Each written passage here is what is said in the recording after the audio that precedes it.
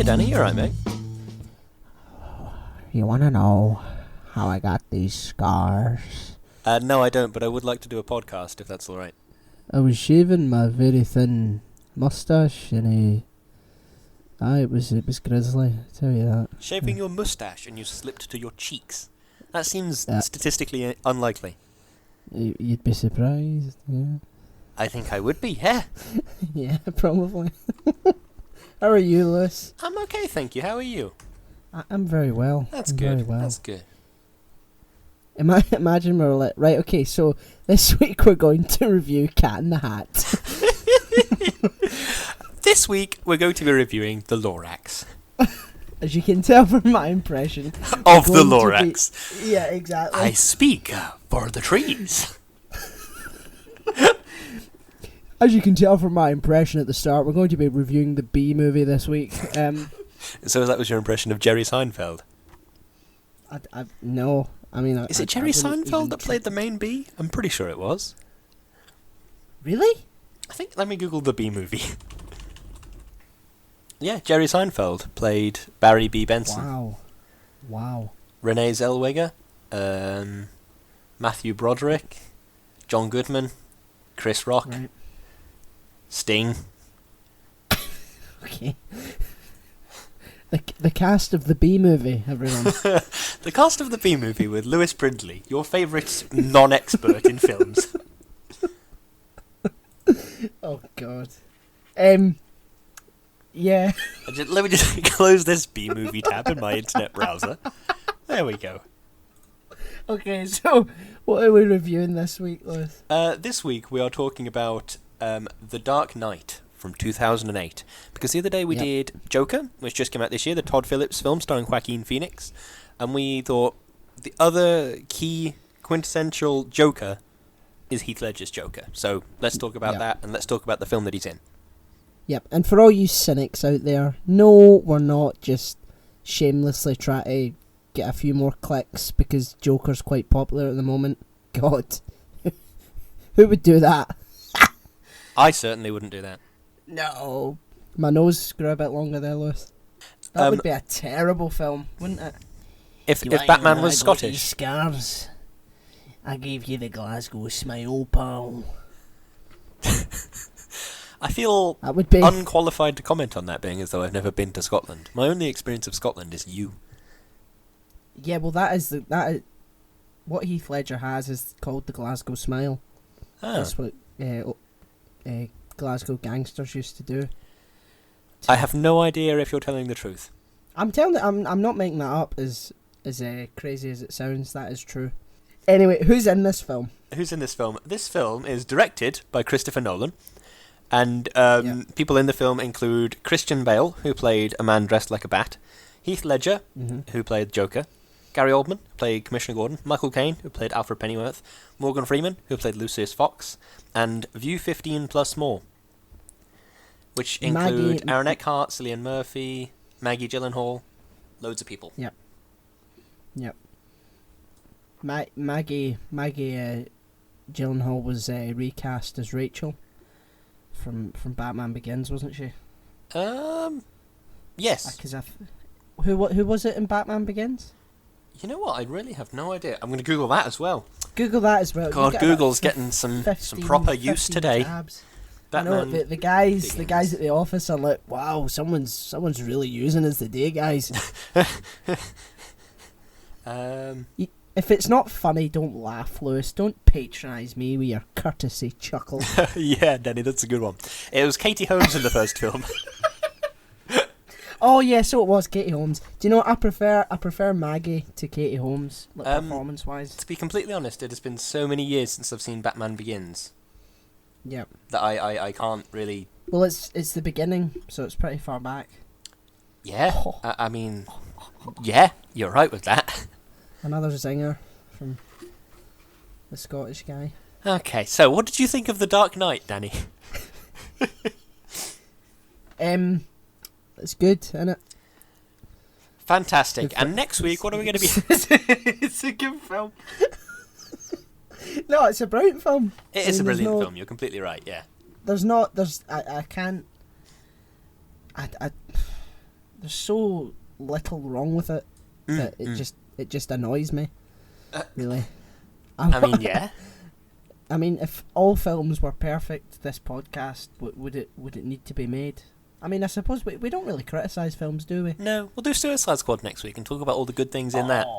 Yeah. Oh, I really loved how Will Smith, the most charismatic man in Hollywood, I really like how he was really non-charismatic in that film. That was good. I like that. Yeah. Yeah, I really loved how they completely wasted the talent that they'd booked for the film. I really like how Suicide Squad felt like it didn't have any scenes in it. It was just a collection of things. Yeah. I really like that. I really love how Deadshot said we're the bad guys, because, you know, how else are you going to know? Fuck's sake. Well, there's that, yeah. What I really liked about this film is that it's a noir. Yeah. Yep, it's a noir. Like a neo-noir type thing, yeah. Yeah. Like John Wick. Yes, exactly. And there's very few of them nowadays, I think. That's very true, yeah. And I think that it's one of the reasons why it's so unique as well. Because it went down that route of sort of, you know, bringing old film habits to the modern day, which doesn't always work, and it's a pretty risky choice, I think. Yeah, I agree with you, yeah. Rather than just making it another superhero film, they tried to, and succeeded in making it a bit more sort of edgy, a bit more interesting. I have to say, I do like how at no point in this film, I know this is going to sound like a weird criticism, because it wouldn't be part of the story if they did put it in, but I like how we didn't see Bruce Wayne's parents die in this film. Do you know what I mean? It's like every single Batman or anything film we have, it feels like we see Bruce Wayne's parents die a lot. Almost as much as we see Spider-Man's Uncle Ben die. Do you know what I mean? Yeah. And I like that in this film, he's already been Batmaning for many years, and I know it's the second film in a trilogy, so of course he has, but he's like at the top of his game. He's sort of ready to take on anything. Yep. There is a great, and it's... Have you ever seen a film called Seven? Seven? I have not seen it, but I am aware of it, because it's very, very famous, yeah. Yes, it's a very, very good film. And it's very, very similar to The Dark Knight. Sure. I mean, I suppose you could say that Seven was a noir, I think. Because it's based on... it stars Morgan Freeman and Brad Pitt. And it's about a serial killer. Yeah. Models his murders after the 7 deadly sins. Sure. And, I mean, plot-wise, it's actually incredibly similar, because it's, you know, a hero of sorts who has uncompromising beliefs, and there is a villain or a killer or a terrorist or whatever you want to call it opposing that ideology. Yeah. And Batman is led to this guy's apartment, you know, over the parade. Yeah. And there's a plot point in 7 where they get led to this guy's apartment, and it turns out to be part of the villain's plan, and the killer also hands himself in and gets caught, like the Joker, and that was also part of his plan. So it's very similar. That's very interesting. Yeah, I wonder story-wise, if either of the creative teams was sort of trying to pay homage, or they just liked that style, or what it was. Yeah, I mean, it's different in the way that it finishes. Okay. Because where the Dark Knight has a very optimistic ending. Well, maybe not optimistic. Maybe just more sort of. It's certainly a happier ending than 7. Yeah. Spoilers for 7, because I'm gonna spoil it. So basically, most of the 7 deadly sins have been portrayed in murders in some form, and the killer hands himself in, and the killer says, "Oh, there are 2 more bodies, and I want you two to come with me, and I'll show you them." Ooh, and That sounds like a no thanks type situation. Yeah, exactly. But he said, if you come with me and I'll show you them, I will write a confession right here now.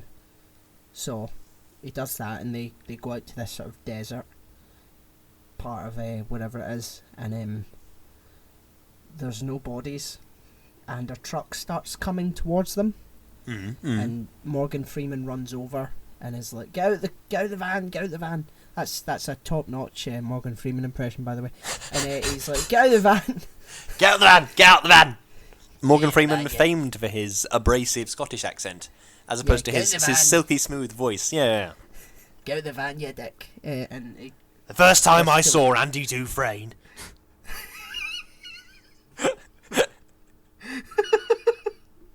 He had a way about him. I guess it's get busy swimming or get busy dying. Get busy swimming.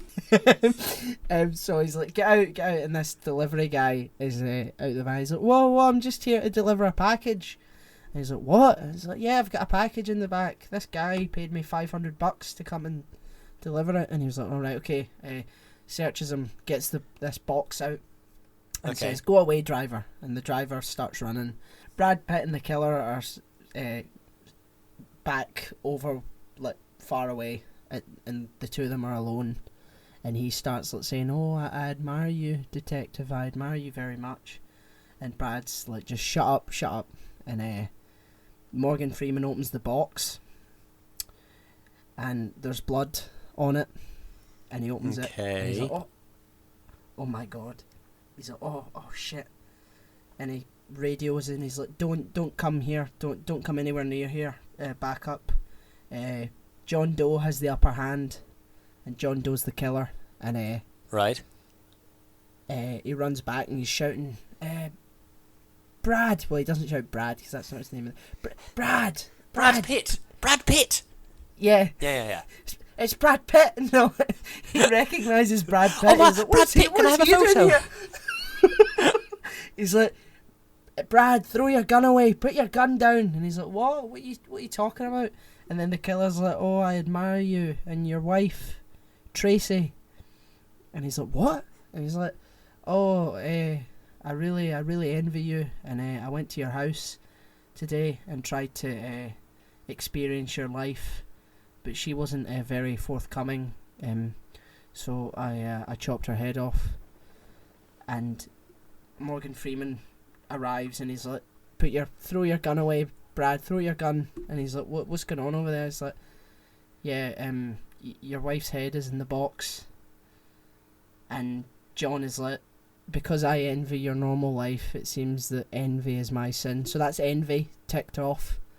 And his plan is to try and force Brad to shoot him so that wrath will be completed, and then the 7 sins will be, played out. And Brad is like, oh my god. He's raging, and he eventually shoots him, and he wins by dying.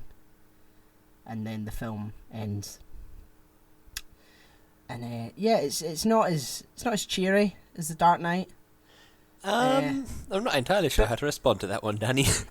Yeah, but it's very, very similar to the Joker and Batman's dynamic in the film, because the Joker wants Batman to kill him. Sure. Because it would compromise his rule. So that's, story-wise, it's incredibly similar, but 7's a bit more dreary, I think. My main issue with this whole Joker trying to get Batman to kill him, and Batman saying, I can't kill him, it'd go against my morals. Yes, but if your only rule is don't kill people, couldn't you just, break every bone in his body? And then... or chop his leg off. Yeah, amputate his legs so he can't run around and commit crimes. Don't get me wrong, these are incredibly horrible ways to punish someone. But if your only rule is don't kill people, anything else is on the cards. These are the things you'd consider doing to a mass murderer. Yeah, and how the fuck has Joker been found insane 100% of the time? You are? How is in a jury every single jury in his life has just went, yep, he's crazy. Yep, let him go. Well, he is 100% crazy. Okay. Some guy in the jury's like, wait a minute, come on. Look, he's incredibly clever, and his plans are meticulously planned out. I mean, he might do horrible things, but he knows what he's doing. He's not an idiot. He's smarter than all of us. How can he be that crazy? He knows exactly what's going on. What was that comic where the Joker was like talking to his lawyer in this interrogation room or whatever, and he said, "Well, I'll just plead the insanity defense." And the lawyer went, "Well, you think it's just easy to prove that you're insane? It's not easy to prove that you're insane." Then the Joker immediately starts smashing his face on the table and says, "It's this easy."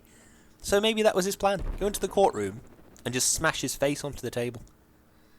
Yeah, but like, I mean, you can't have incredibly convoluted schemes and then just go to the court and then go. Do you know what I mean? That's just like, that fools them every single time. Really.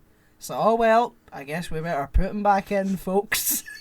Well, guess he's insane, guys. Yeah, revolving door policy on Arkham Asylum. Get him in, get him straight out again.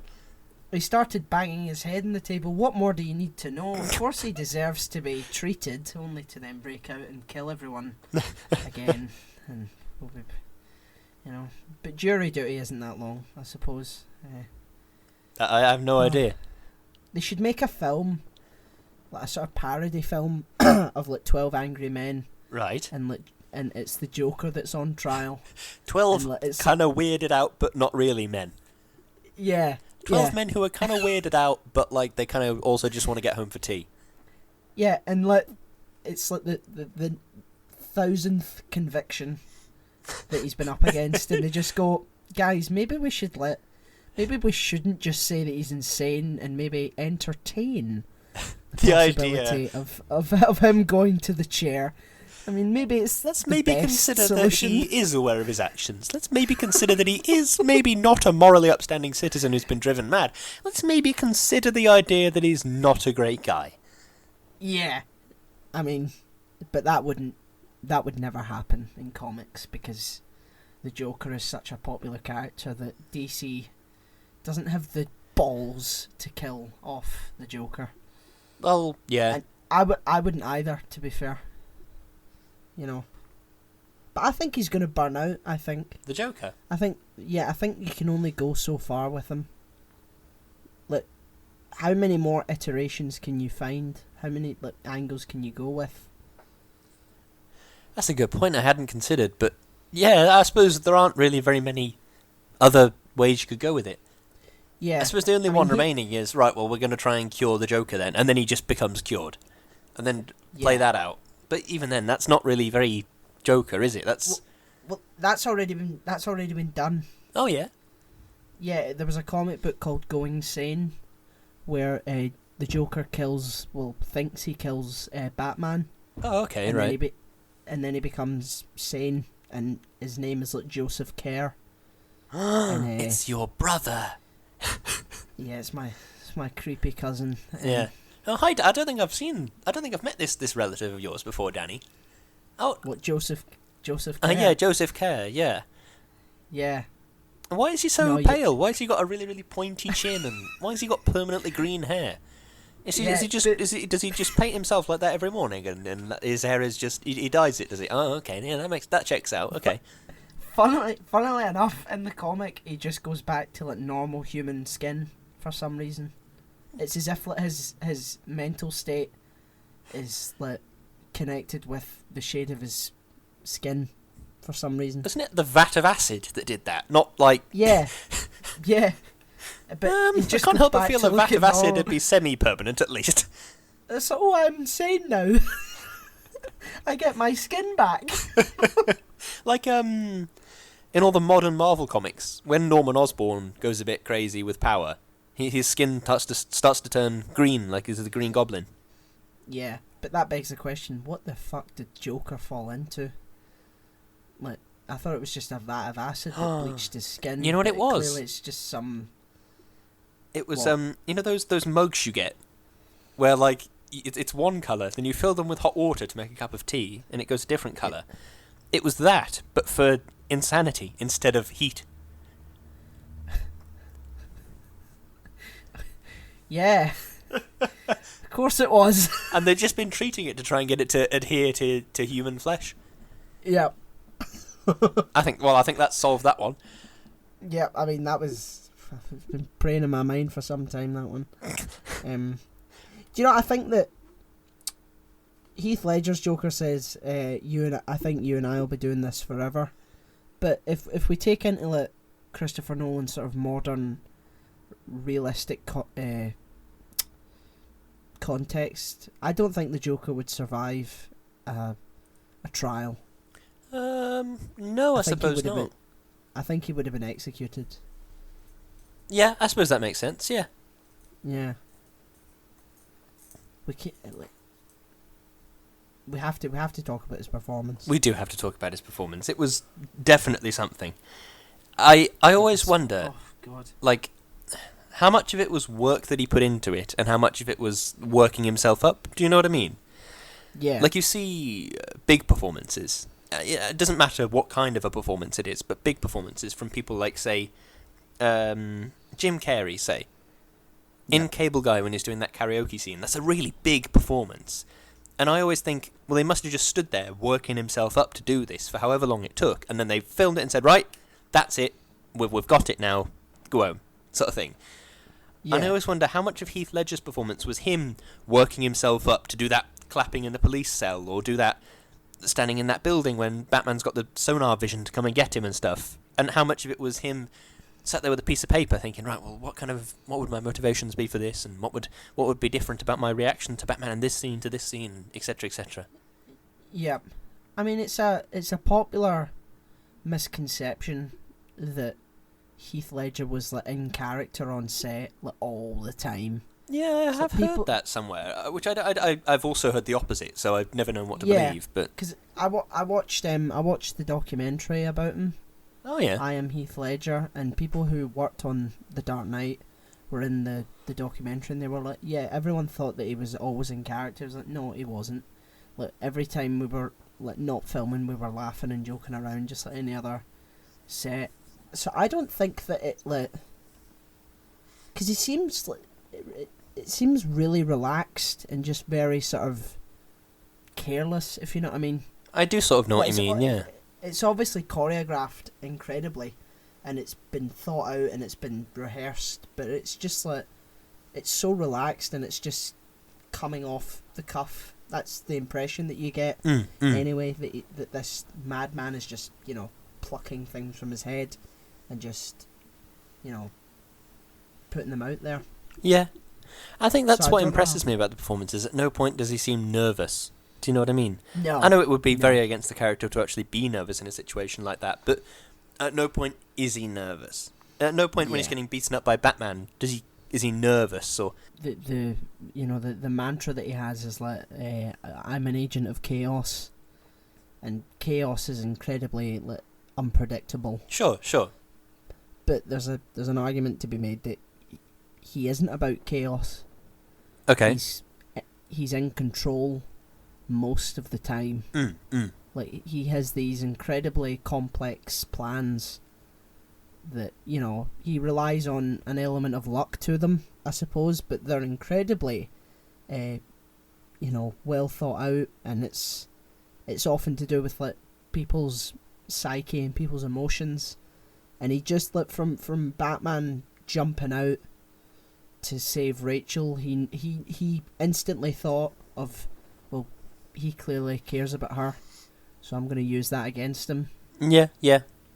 That's not unpredictability. That's like incredibly smart and incredibly well thought out manipulations. That's true, but do you think that, say, his plan to use Rachel and Harvey Dent, his plan to use Rachel and Harvey Dent in the final sort of showdown, or whatever you want to call it, do you think that plan was spawned when Batman jumped from the window to save Rachel, or was that his plan all along? He just wasn't sure who the people he was going to put in it were.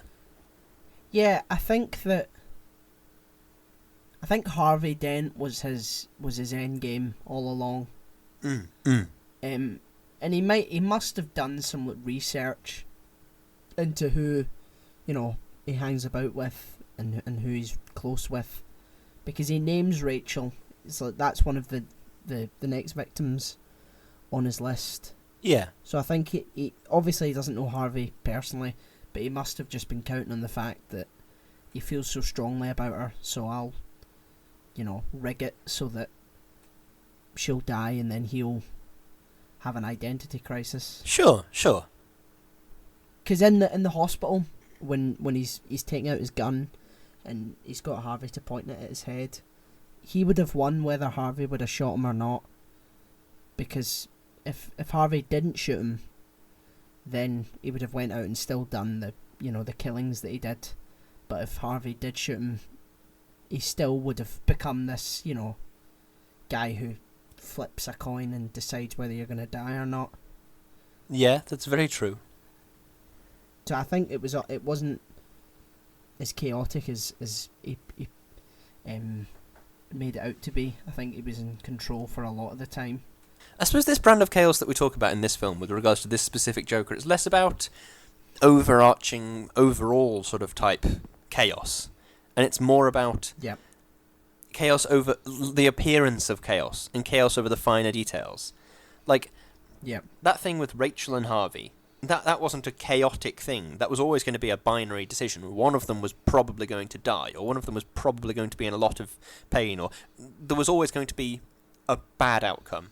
There was always going to be that kind of malignant outcome that he was hoping for, the Joker was hoping for. Yeah. But the thing that gives it the appearance of chaos is Harvey falling over into the motor oil or whatever it was and getting so burned. Yeah. And it's like in the hospital. I'm sure you'll have seen the pictures and the writings and stuff online. When Harvey is holding the gun to the Joker's head, the Joker has his thumb over the hammer. Yeah. It's the appearance of chaos, not actual chaos. If Harvey had have pulled the trigger, the gun wouldn't have fired. Which it's the appearance of chaos. Do you know what I mean? Yeah, exactly. I mean, and as well as, the Joker noticing that the Batman clearly cares for Rachel, the Joker gives him the wrong address. Yeah. When it's like, where is she? And he's like, I can't remember the address name, but he gives, Rachel's at this address and Harvey's at this address, and he goes to where Rachel is. Yeah, it's where Harvey is, because 250 52nd Street. Yeah, that's it. 250 52nd Street, and she's on Heaven Wex. So he goes there and rescues Harvey. Yeah. And the Joker obviously knows he's going to be very, very fast to try and get there. And he'll save him, and she'll die, and hopefully that'll be enough to push one of them or both of them over the edge. Yeah, which is that's his whole thing. It's like we talked about with Joker. The Joaquin Phoenix Joker is his whole thing is that he got pushed and pushed and pushed, and now this is the Joker that's in control of his destiny or in control of his fate or whatever you want to say, and he's doing the pushing. He's pushing everybody else over the edge. Yeah, and it's an incredibly risky plan, I think. Oh, Christ, yeah. It's not as foolproof as it could be. He leaves a few loose ends. Like, what if the police got there first and got Rachel out before Dent? What was he gonna? Was Rachel gonna go on a killing spree? I mean, as thought out as it all was, it seemed very sort of. It could, Harvey could have died because Rachel wasn't like as invested in Harvey as Harvey was in Rachel, if that makes sense. Yeah, like Rachel would have gone and turning. Yeah, Rachel might have gone, oh, that's kind of shit, but I mean, what are you going to do, Yeah. I mean, maybe not precisely that, but do you see what I mean? Yeah, because she was still entertaining the idea that she would go with Bruce. Yeah, it would I pushed Harvey over the edge and it drove him mad, but I can't imagine Rachel having the same reaction. Yeah. Although maybe, if Rachel had have come out and was driven into this deep sense of grief over the death of Harvey, is there a chance that itself could have pushed Batman closer to the edge or over the edge or something? That's a good point. Because if he can see her mourning and grieving for this man she loved, it's not Batman. Do you know what I mean? That might push him a bit closer to the edge, might get his back up, as it were. But see, that's the point. It's like that might happen. It's like none of the plans are foolproof. That's very true. I mean, They require a bit of dumb luck. And what made the Joker think, right, well, Harvey Dent will definitely go on a killing spree then. Beyond a shadow of a doubt, he will definitely go on a killing spree. Maybe he didn't think that. Maybe he just thought. Maybe he hoped that her death would be enough to not even kill him, but change him, make him, something else rather than this shining beacon of hope. Because it would prove, in some form, to the Joker, well, yeah, I pushed him so far that he fell.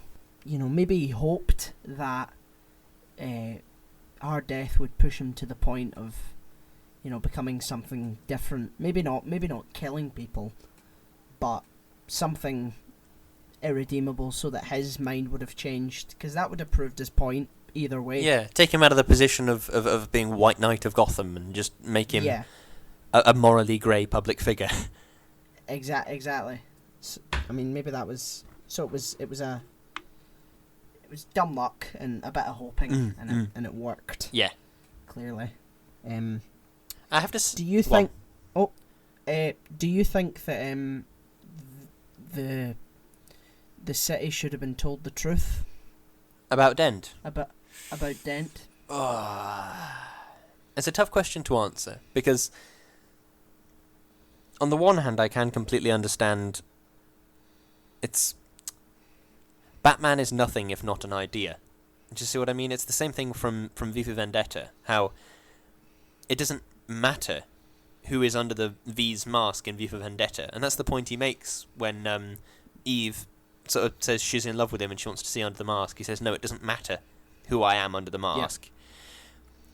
And I think that's the point that is classically always been made about Batman, but that's the point they make about Dent as well. Dent transcended being just like a normal man who was fallible and could get burned and then try to kill Commissioner Gordon's children. He sort of transcended that and became this shining light, this figurehead that people looked up to. Yeah. So I suppose it was good to maintain that, because it was the Dent Act, wasn't it, that sent so many criminals to prison. So it probably was the right decision to maintain that Dent as a mythological figure thing that people keep aspiring to please and to look up to. But then it backfired completely in the next film when Bane found the letter that Commissioner Gordon was going to write or wrote and was going to say. I can't remember what it was. I think it was someone's funeral, or it was an anniversary or something like that. And Bane found it and then said, they lied to you all and they kept the truth from you and they imprisoned you for so many years and used that to sort of launch this, the city into a sort of revolution which I suppose type thing. It takes the trust out of the authorities, doesn't it? Yes, and that's the whole point. Because it's the question, is it better to know the truth and be miserable, or is it better to be ignorant and be happy? Yeah, it's an age-old struggle, I suppose, in a strange way. Yeah. What would you choose, Lewis? I have no idea. I suppose I'd choose the truth. I suppose I would as well. I'd rather know everything and have the freedom to choose what I know to be right and that sort of stuff than to not choose. To be told what to feel and how to think. Yep, to be kept in the Matrix. That's the one. That's it. Like that guy from the Matrix who he asks for the Matrix. I forget their name. The Agent Smiths. He asks, "Can you please wipe my memory and just put me back in the simulation? Because reality is so horrifying and terrible. Just wipe my memory and put me back in." Yeah. And I think they kill him. So not a great analogy, but no. You hear that, kids? Accept the truth, or you'll be killed by Agent Smith. That's our message for today. Mr. Anderson. Mr. Care. That's a really great film. It is a great film. It's a crazy film, is what it is. Yeah, I mean the other films are shite, but look, it's a great film. Problem with this film, right, is that it's just there's not a lot of criticism that can be attributed to That's it. very true. But I tell you one thing I did really, really love about it. The Joker was actually kind of funny. Do you know what I mean? His facial expressions, like, and bits and bobs, like, that facial expression he did a few times. He goes, well, what the hell was that? And when he's confused about things, all of his emotions, he wears it on his sleeve, and you can tell what he's thinking a lot of the time by looking at him. Yeah. And I think that to make him so sort of almost approachable, do you know what I mean? That was a fantastic choice. Yes, exactly. The pencil trick at the beginning. Oh, gross and horrible, but... What a tone setter for this character. Yeah. It's like, yes, I do some terrible things, but I'm quite charming when I do it. I do some terrible things, but, you know, I'm trying to be hilarious, so... Yeah, exactly. I mean, if you were in the cinema and you watched that, and you're trying to tell me that you didn't laugh at that, I don't believe you. That is... I burst out laughing when I saw that for the first time, and I was 8. I don't think I burst out laughing when I saw it for the first time. Really? I think I sort of went, ugh. I think some part of me was like, oh my... The pencil's like, ugh. I think that was probably my reaction. But I can understand the joke, even if I don't think it's funny. Do you know what I mean? Yeah. The dialogue for the Joker was just like... He said things that no one really says, but you still understood his point. Yeah. And it was played so naturally as well, that at no point did it think, no, that's not something somebody says. Which I think is the jarring point of where bad acting and bad script writing combine. We think, well, nobody speaks like this. But I think these lines, which are written brilliantly, and Ledger's performance, which made them conveyed so naturally, it made you think, okay, yeah, that seems normal to me. I get that. Yeah, I mean,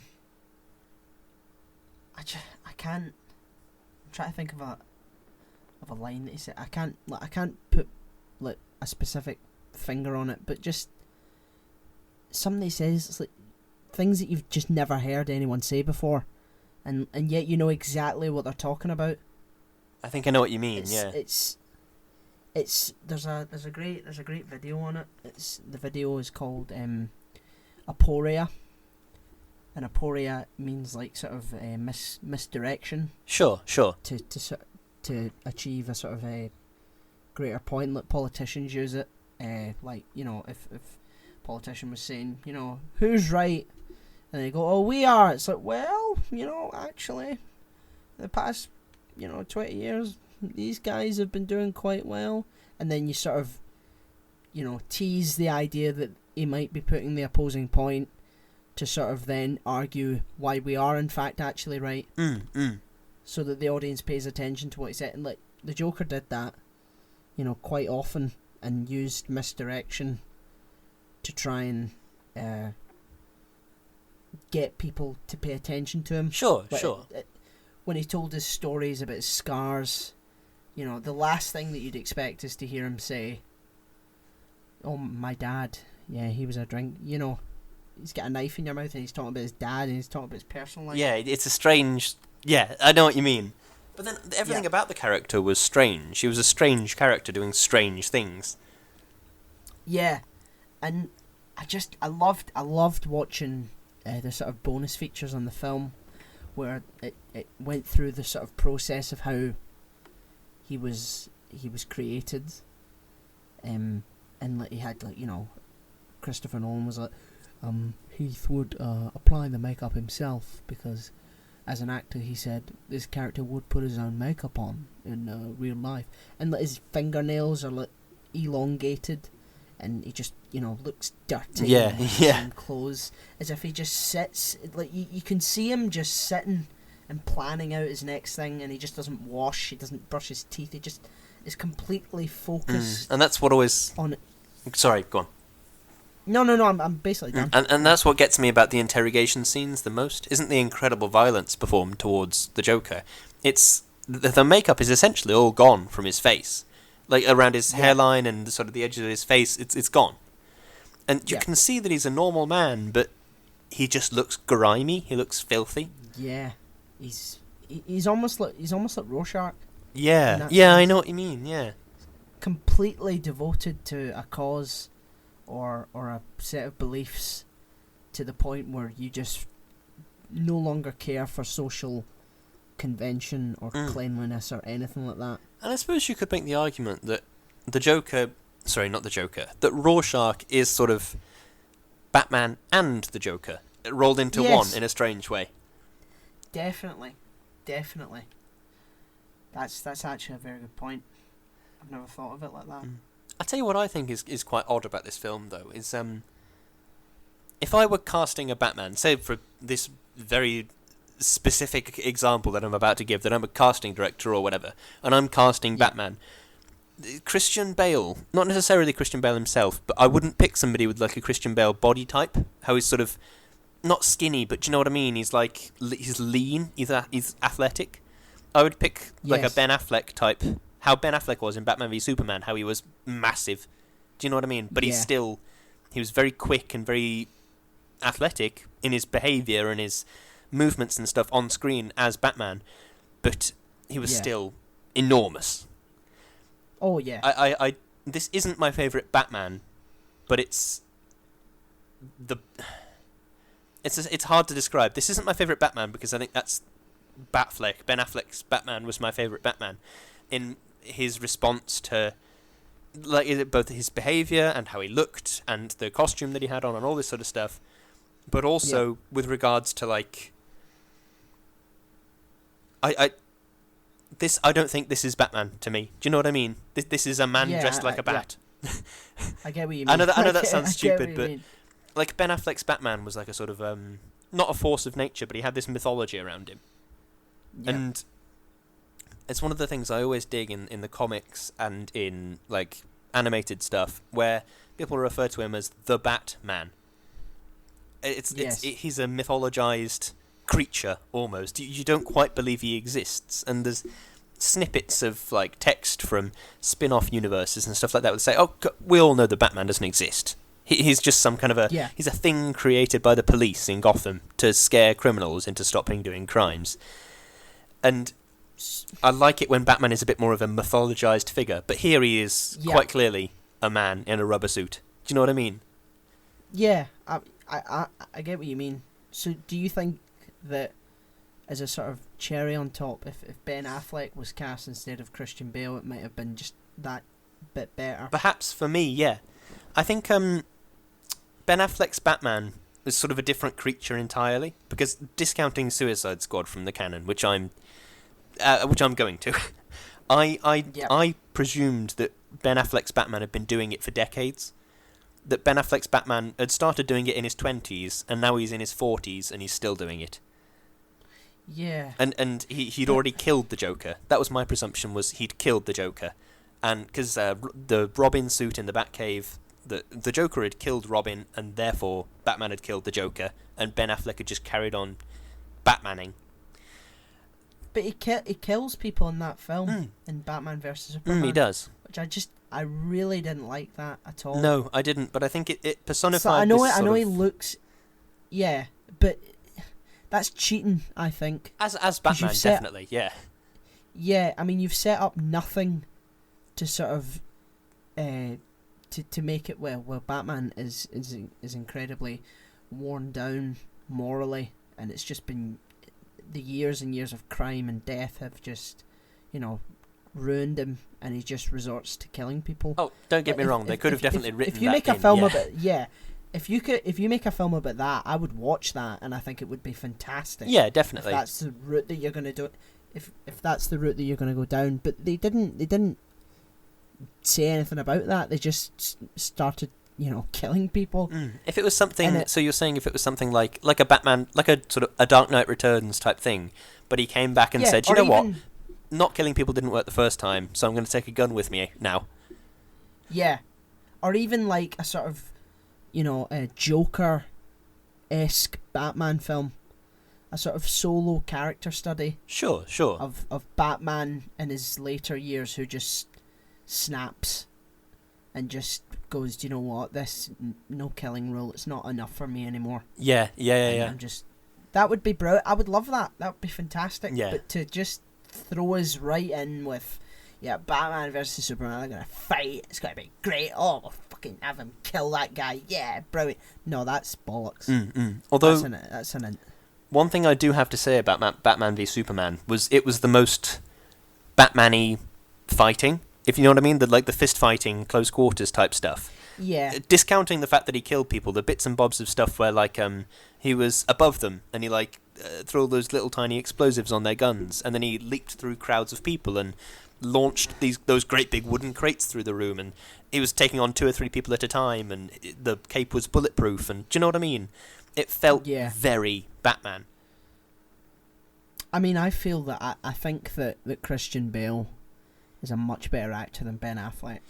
Yes, I mean, yes.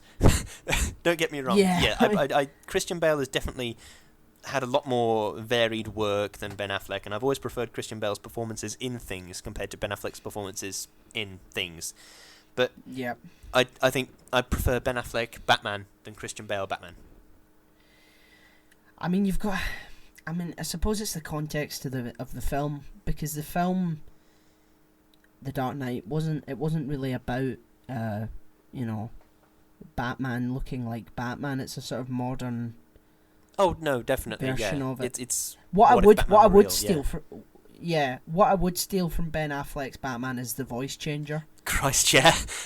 if that was implemented to Christian Bale's Batman, I think that would have been perfect. Yeah, definitely. Because it puts me off when Heath Ledger is giving this amazing performance, and it's like, and then he's like, Worsted.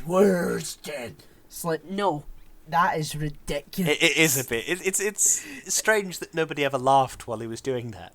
In those scenes where it's Gary Oldman and Christian Bale on a rooftop, and he's saying bits of stuff like, I could be the hero that Gotham needs, and all this sort of stuff. It sounds so ridiculous when you view it in isolation. I mean, he sounds like Trump with a really bad cough. I could be the We're going to build a wall. I'm a hero Gotham deserves, but not the one it needs right now. Well, I never thought we'd have a discussion about Ben Affleck Batman, Christian Bale Batman, and Donald Trump Batman all at the same time. Yeah, I can't get that idea out of my head of a sort of worn down, broken Batman. I think I think that'd be brilliant. Definitely. They should get an older guy, like sort of I don't know, older than Ben Affleck's Batman. Like a really like in The Dark Knight Returns. Yeah. He's in his late 50s. Yeah. Someone like maybe even early 60s. Someone who's still really strong, but is clearly worn down and tired and just fed up. Yeah, you want Clint Eastwood, but enormous. Yeah. Someone Clint Eastwood's face with Ben Affleck's body. Can we imagine that, That's everyone it. at home? Can everybody get Photoshop out and Photoshop that into existence, please? Yeah, that would be great. That would Boss be Logic, if you're perfect. listening, can we Photoshop that, please? Oh God. Yeah, that'd be really good, I think. No, but the voice changer, that I don't understand why Nolan didn't think of that. Yeah, I completely agree. The voice changer. Plus, then you get bits and bobs like when the voice changer gets damaged in battle, and it's in battle, crikey. But you know what I mean. If he gets punched in the throat in a duel. In a duel, when he's doing his duels at dawn. In a duel to the death. But when somebody punches Batman in the throat or whatever, and you get that sort of strange bit-ratey, not quite right sound from the voice, it adds another layer of intricacy to this Batman. That would have been great. I think Cillian Murphy was wasted. I agree. He was in one scene in The Dark Knight. He was very good in Batman Begins, though. I remember enjoying that. He was, but he was a puppet at the end of the day. Well, yeah, there's that. But I suppose Cillian Murphy or Liam Neeson. You've got to pick, don't you? Two Irishmen. You've got to choose. Yep. I tell you one thing that another comparison I'm going to make between sort of the older grizzled Ben Affleck Batman and Christian Bale Batman. I don't think Christian Bale Batman could have pulled off the sort of mech suit fighting Superman type stuff. Really? I don't think he could, no. Because I think that was such a... Why? I mean, don't get me wrong. Christian Bale, he could have done the acting, but I think his body type wouldn't have been right. That was the only way that they made it, that it didn't look sort of silly in a strange way, because Henry Cavill is enormous. He has these enormous arms and chest and legs and everything. The only way to make it not look kind of dumb is to also have Batman be enormous. He could have bulked up, though. Yeah, I suppose so. I think I was thinking more about if you copied and pasted him, sort of thing. He's got a history of doing that. Yeah, I mean, he's got a history of doing that. Yeah, because he went from The Machinist to The Dark Knight, or Batman Begins, or whatever it was. And he went from incredibly underweight to incredibly bulked up. Yeah. Yeah, and Vice is like, he's incredibly overweight, and he just sort of has let himself go. And I mean, just like, he was in The Machinist, and he looks like a corpse in that film. Yeah. I think it's just unbelievable. I think I heard a story somewhere, or I read somewhere that I think it was Ryan Gosling put on like 40 pounds or something by drinking melted ice cream to put on weight for this one audition he went for. It blows my mind. It's crazy to me. Like, just actors that do that have like just my utmost respect. I know what you mean. Like, I mean, Joaquin Phoenix lost about 3 stone for the Joker, I think. I wouldn't be surprised. He was really skinny. Yeah, like gaunt almost. It was. No, but incredible performances in The Dark Knight. But Morgan Freeman is like, he stands still. It's like just this monolith of just, his presence is just there. Yeah. So you just know. There's no mistaking. Like, Morgan Freeman is an incredible actor. Oh, definitely, Actor. No, he's not a... Yeah. He's not. He's just there. Yeah, his presence is felt, whatever he's in. Yeah, which blows my mind. It's one of those sort of difficult to cultivate, sort of difficult, not very quantifiable things to have this on-screen presence, rather than having, like, doing acting, if that makes sense. It's hard to it's hard to teach somebody to have a presence. Oh yeah, definitely. I mean, I suppose you could argue that Jack Nicholson's like that as well. I suppose so, yeah. Because he's all like, sometimes it doesn't work in his favour, because he's Jack Nicholson doing Jack Nicholson. Yeah. But his presence is unmistakable. Yeah, definitely. What would you prefer? Would you prefer to have a presence in the projects that you do, or would you rather be a character actor and try and be different and unrecognisable every time? I'd say probably character actor, because that's what acting is all about for me, is changing into a different thing, becoming a new thing. Yeah, I agree. I think when you look at these crazy films that you've watched, like when you were younger and stuff, and you look at different characters and you think, I want to be that. I want to change myself into that. I want to try and become that. Do you know what I mean? That's what acting has always been about for me. Is the acting, which I know is kind of a strange way to say it, but do you know what I mean? Yeah, it's the same for me as well as an essay. I never do the same role twice. Changing your stage presence massively with every role. This is my Australian accent, right? All right, mate. How's it going down under? Not good, eh? Or what? What's that? Where are you from? Bit of character acting from Philip there. Amazing. One thing I've always thought about this Dark Knight trilogy is in the third film they talk briefly about how it's like, well, I've been doing Batman for ages now, and I've like destroyed all the cartilage in one knee, and I can like barely walk and all this sort of stuff. But like, if you kind of add up the time, he's been doing Batman for maybe 2 years. And don't get me wrong, I know it's hard on a body, but yeah, you think if you were going to be Batman and wage this war against crime, you'd think you'd kind of plan it out a bit. Yeah, but there's an 8-year jump. in The Dark Knight Rises. Like when we see Bruce again, it's like 8 years after The Dark Knight. Sure. And they say, oh, we haven't saw the Batman for 8 years, but that doesn't mean... I don't think that he would have just stopped immediately. I think he would have just kept even further in the shadows, you know? That's true. I suppose it does kind of ruin the thing he's going for, though, because the power that the Batman has over Gotham's underworld, as it were, is the fear that the sort of the controlling of their fear, if that makes sense. Yeah. But, like... He suddenly becomes less scary if his notoriety can't spread by this enormous black shape came down from the sky, and the next thing I knew I was like lying in a puddle of my own blood. Do you know what I mean? If he starts killing people left and right, his notoriety goes down because he's going to hurt you really bad, but he won't kill you. Do you know what I mean? It's a different thing. Yeah, but you know, at the end of the Dark Knight, everyone thinks that Batman killed the people that Harvey killed. So that might be enough to sort of, you know, oh my god, he's started killing people now. Like, he's no longer just going to beat us up, he might kill us. Yeah, I suppose. You know, that might spread, you know, I don't know how long that would work. And then maybe, fear-wise. Maybe there'd be a renewed effort from the Gotham Police Department to find out who Batman is. And just on the off chance, they put loads of cameras in Bruce Wayne's house. And then he's doing some maths homework at his desk.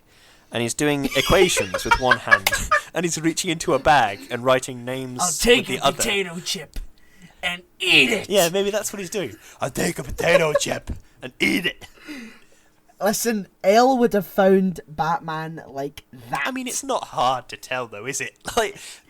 he doesn't keep it very much of a secret. He tells everybody that he's Batman, and then he's the only person with the resources. And sorry, Bruce Wayne, this is your third fundraiser dinner this week, and you're just covered in bruises 24/7.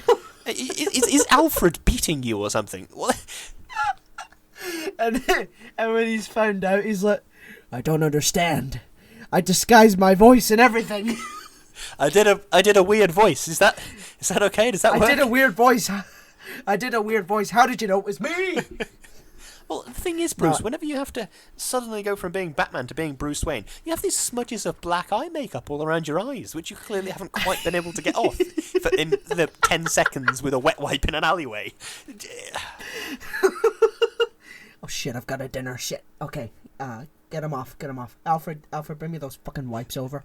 I mean, it's things like that sort of old worldy comic book stuff. Yeah, you know, Superman's only disguise is that he wears glasses. Yeah. I mean, that's I think that's part of the charm of comics. I think they're supposed to have... It's still fucking stupid. I think they've sort of retconned it now with the whole Superman and his disguise thing.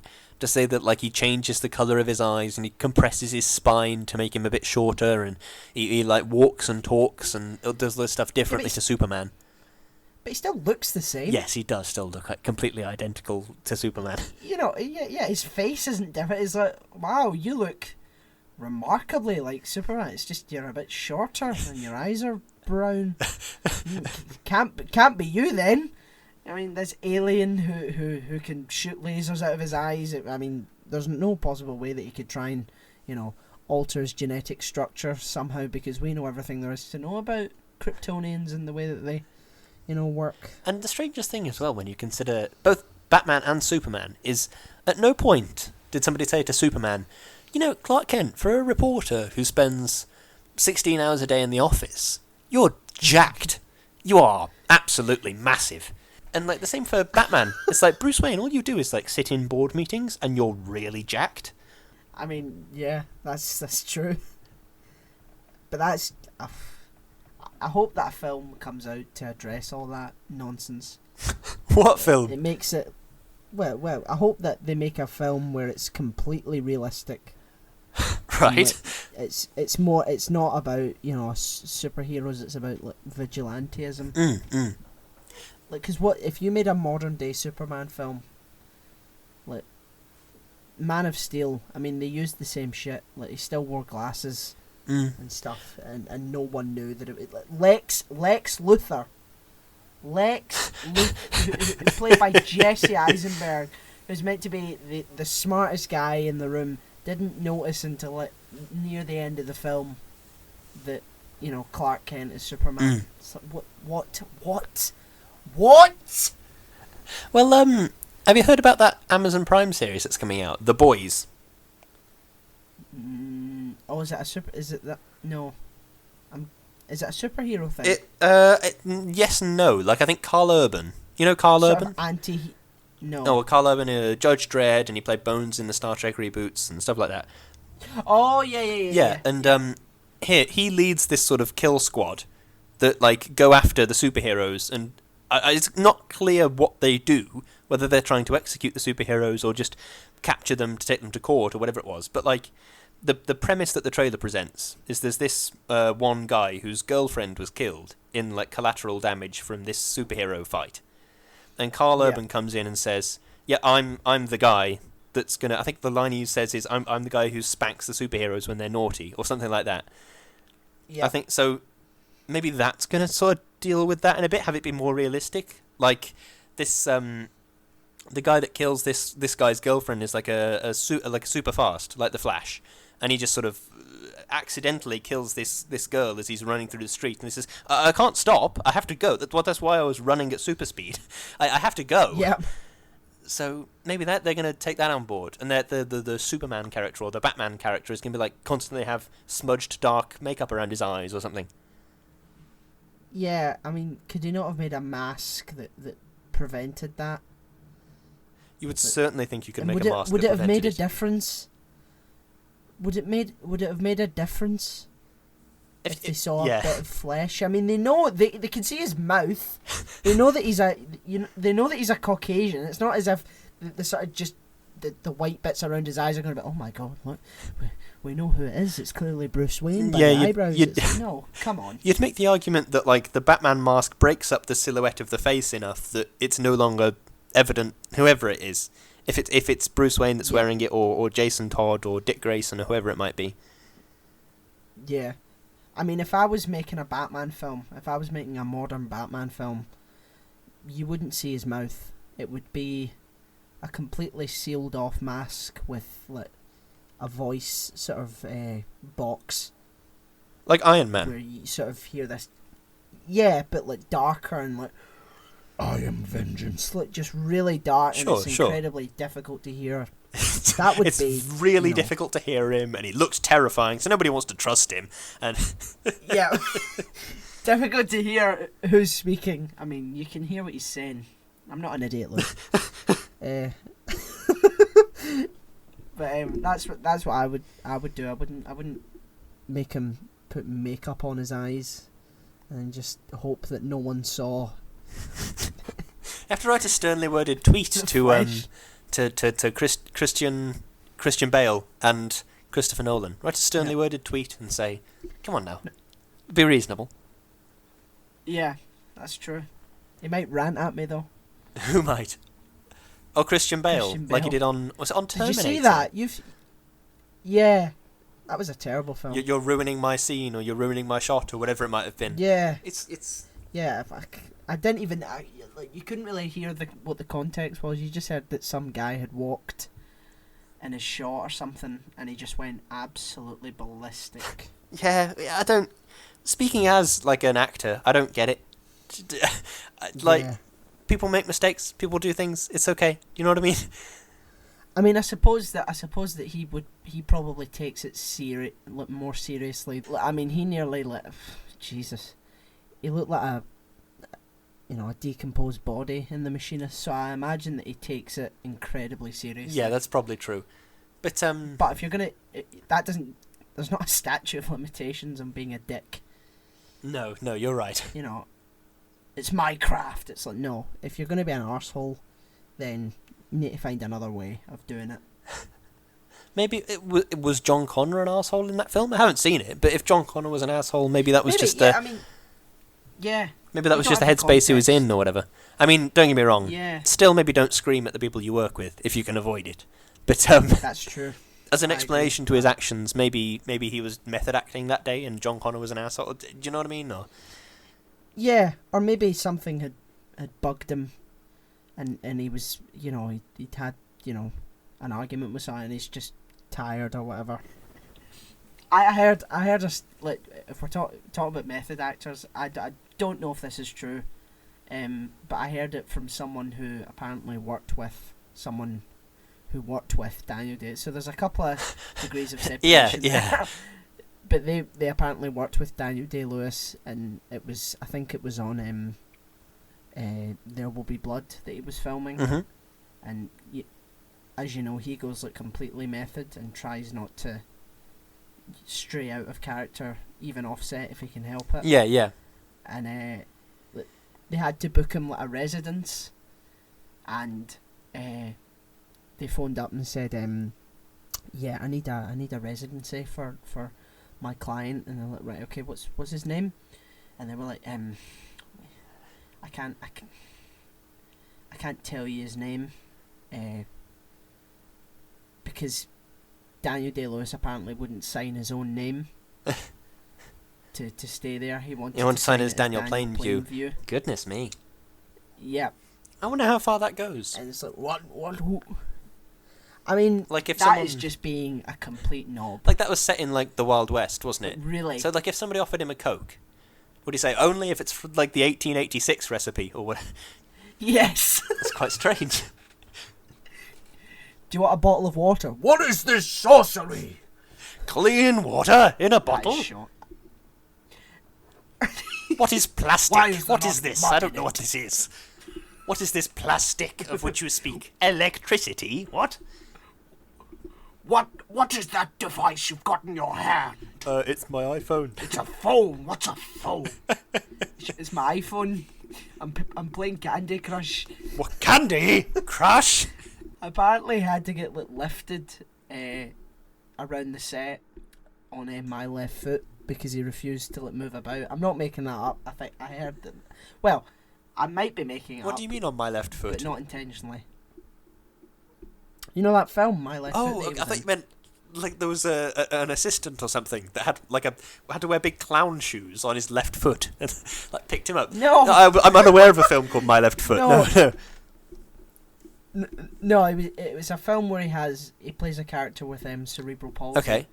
And he remained in character throughout most of the film and refused to walk to set. There's a line, isn't there? There's trying to remain in the mindset of Daniel Plainview, and then there's refusing to sign a check. Yeah. Do you know what I mean? I've never tried method acting. I wouldn't. I don't think I'd want to be honest. It seems just punishing for no reason. Yeah, it's I mean, if whatever works to get you into character, I suppose, just as long as you're not being an all-round asshat to everyone whatever else. works, so long as it's not some kind of horrendous murder or that weird stuff that Jared Leto did for Suicide Squad. So long as it's none of those things. Sending dead rats in boxes. No, the Joker wouldn't do that. Well, not only would the Joker not do that, that's like a crime in real life. Do you know what I mean? Is it? Probably some kind of chemical warfare type what's thing. The crime? Yeah, but he sent used condoms to people in the mail. Do you know what I mean? It's not exactly a. Oh my god. Yeah, which makes me. I feel like that's probably a crime. I couldn't name the law off the top of my head, but I feel like it's probably a crime. Probably some kind of sexual harassment. Maybe I have no idea. Harassment or something. like that. Yeah. Yeah. Well, I think judging from the fact that we're talking about Jared Leto so much, we might have exhausted our notes on The Dark Knight.